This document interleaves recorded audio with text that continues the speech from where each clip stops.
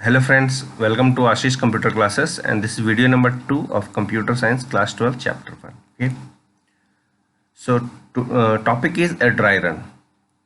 इसको practice run भी कहते हैं. तो dry run is a testing process where the effect of possible failure are intentionally mitigated. Means किसी प्रोग्राम बनाने के बाद उसको ड्राई रन करते हैं. मीन्स पेपर कॉपी लेते हैं, पेपर कलम लेते हैं, उस पर हम क्या करते हैं, प्रोग्राम को कैसे कैसे कंप्यूटर के अंदर एग्जीक्यूट करेगा उसको हम एक बार ट्राई करते हैं. उसको हम लोग ड्राई रन कहते हैं. ओके, एक सिंपल लाइन में dry run is just a technical term. It means that you have to iterate, means बार बार रिपीट होना to each line of your program code simply before running the code on the machine. We should run it on the paper. मतलब computer में run करने से पहले हम code को अपने पेपर पे रन करके देखते हैं ताकि वो प्रोग्राम उसमें क्या आउटपुट आएगा, उसको क्या फेल्यूर होने के चांसेस को हम चेक कर लेते हैं. Okay, so next topic is coding.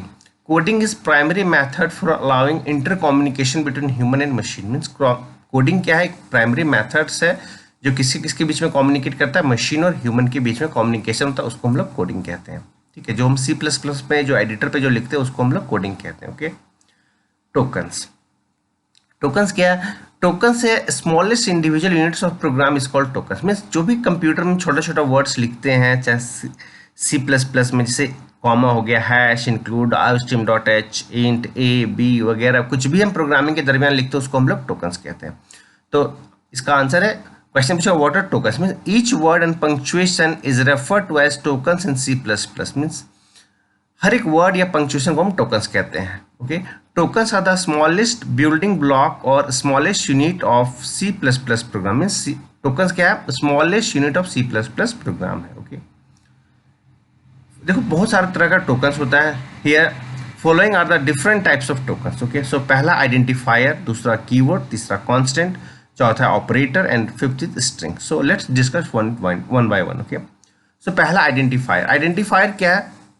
जो भी हम अपने कंप्यूटर में अपनी सहूलियत से अपने पहचानने के लिए लिखते हैं, जैसे हमने सम का यूज किया, MULT, मल्टीप्लाई के लिए हमने MEL यूज किया, या एडिशन के लिए ADDH किया, तो ये सब हमारे टोकन्स होंगे. किसी नंबर को हमको जोड़ना है तो SUM सम लिए तो सम हमारा टोकन आइडेंटिफायर हो गया. ओके, और जैसे परसेंटेज निकालना है, PR हमने लिख दिया तो PR हमारा क्या हो गया? एक आइडेंटिफायर है. मीन्स आइडेंटिफायर भी टोकन्स है. ओके, सारा टोकन्स आइडेंटिफायर नहीं हो सकता, पर सारा आइडेंटिफायर टोकन हो सकता है. So identifiers are name given to different entries such as variable, structure and function. Full stop. All identifier names should have to be unique because these entities are used in the execution of the programs. तो एक line में क्या बोलेंगे? In one line identifier और variable. Okay, एक line में हम बोलेंगे, पूछा जाएगा, अगर आपको वाइवा में पूछा जाएगा कि आइडेंटिफायर क्या होता है, तो आइडेंटिफायर और variable. Example sum, add, roll, etcetera. Next is keyword. Keyword क्या होता है? कीवर्ड एक स्पेशल वर्ड्स होता है C++ प्रोग्राम में जो हम और आप अपने हिसाब से यूज नहीं कर सकते. जहां कंप्यूटर प्रोग्रामिंग के दरमियान जरूरत होगा हम वहीं पे यूज करते हैं. जैसे void हो गया, main हो गया, hash, include, iostream.h, if else वगैरह वगैरह सब हमारा कीवर्ड्स है. तो भी हम डिस्कस करेंगे उनको एग्जांपल के तौर पे. तो कीवर्ड्स क्या होता है? रिजर्व वर्ड्स होता है. Keywords are reserve word which have fixed meaning. उसका मीनिंग फिक्स होता है and its meaning can not be change, और उसका मीनिंग कभी चेंज नहीं हो सकता. The meaning and working of these keywords are already known to be compiler.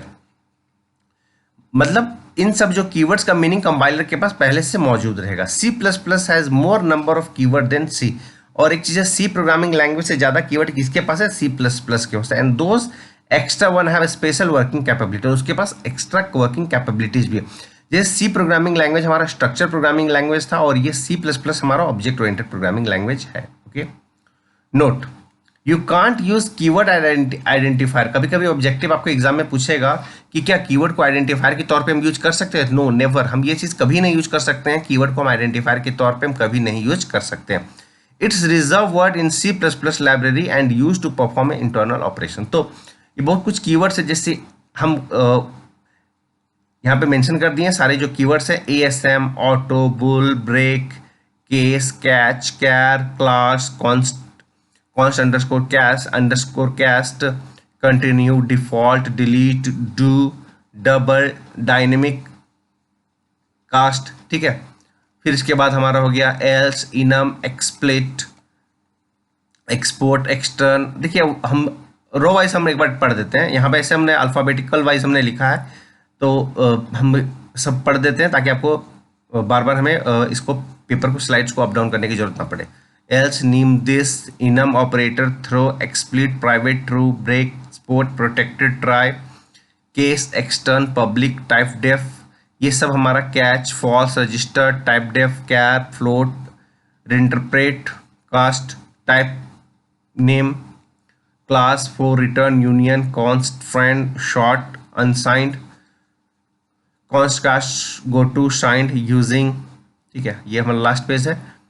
Continue, if, size of, virtual, default, inline, static, delete, int, static underscore cast, volatile, do, along, struct, ये सब हमारा keywords है। ठीक है ना, तो इसको note कर लीजिएगा, डू, लॉन्ग, स्ट्रक्ट, ये सब, ताकि double, mutable, switch, while, dynamic, cast, namespace, template, ये सब हमारा कीवर्ड्स है। नेक्स्ट हमारा literal. Literal is something that has fixed meaning, मतलब लिटरल किसको बोलेंगे, इसका मीनिंग फिक्स होता है बाय, जैसे हमने ए इक्वल टू 10 लिख दिया तो 10 हमारा, उसको ए का वैल्यू 10 ही रहेगा, उसका वैल्यू चेंज नहीं करेगा, तो हमारा 10 लिटरल हो गया। ठीक है, by a programmer during execution of the program. Normally you will see the literal as a part of the code. Example, hello हमने लिखा तो हेलो हमारा लिटरल हो गया। जैसे हेलो वर्ल्ड हमने प्रोग्रामिंग के दौरान प्रिंट करवाया तो ये हमारा लिटरल हो गया। जैसे ए इक्वल टू 5 दिया तो वो भी हमारा लिटरल हो गया। ठीक है ना। Following are the different types of literal in C++। बहुत तरह का लिटरल्स होता है। पहला bool literal. Bool literal are those literal, या स्पेलिंग में मिस्टेक है। Bool literal are those literal which understand only binary number that is 0 and 1। Bool literal में सिर्फ दो ही चीज को समझता है, that is 0 and 1। Integer constant, ये भी लिटरल है। Integer constant are those constant which is used to display the decimal number. देखिए बुल नंबर में, बुल लिटर में 0 1 को आइडेंटिफाई करता है। इंटीजर कांस्टेंट में कोई भी नंबर, मतलब 1 2 5 10 1000 15,000 जो भी होगा सब हमारा इंटीजर कांस्टेंट हो जाएगा। ओके, नेक्स्ट इसका साइज नोट कीजिएगा। इसका जो लेंथ होता है साइज 2 बाइट का होता है। इसका जो रेंज होता है -32768 से लेकर 32767 तक होता है। अगर हम लिखे 32768 लिख देंगे, अगर हम कहीं यूज में है तो ये हमारा इंटीजर कांस्टेंट गलत हो जाएगा। ये अगर ये लिखना है तो हम लॉन्ग के अंडर में लिखेंगे। ओके, नेक्स्ट है constant, float constant. Float constant are those constant which is used to display both decimal number and fractional number. Float constant is known as real constant.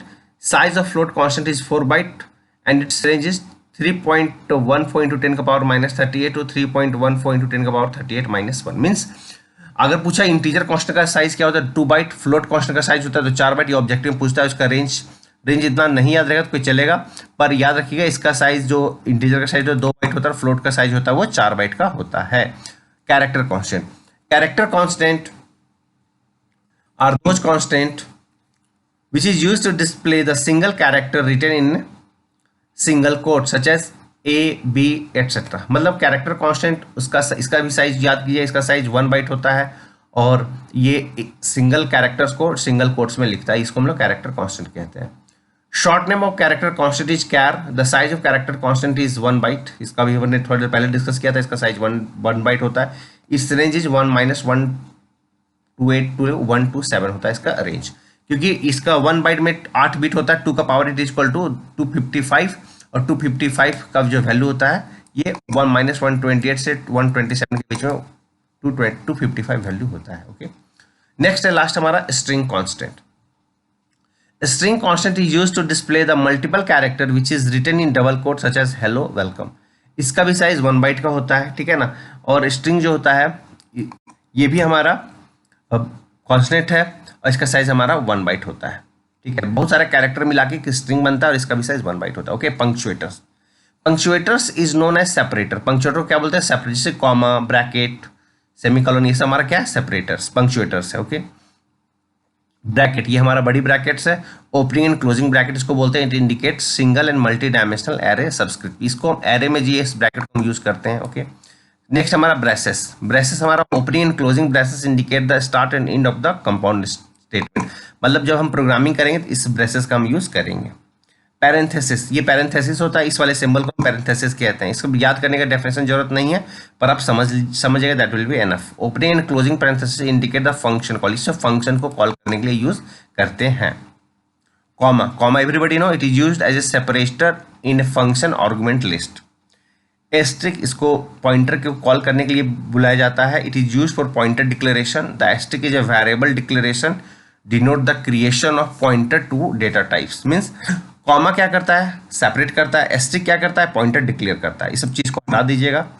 आप इसको एलिमिनेट भी कर सकते हैं इनको, इस सारे लाइन्स को, पर आप याद रखिएगा पॉइंटर के asterisk is use for pointer declaration. ठीक है ना, यहाँ हम इसको एलिमिनेट ही कर देते हैं. That will be better.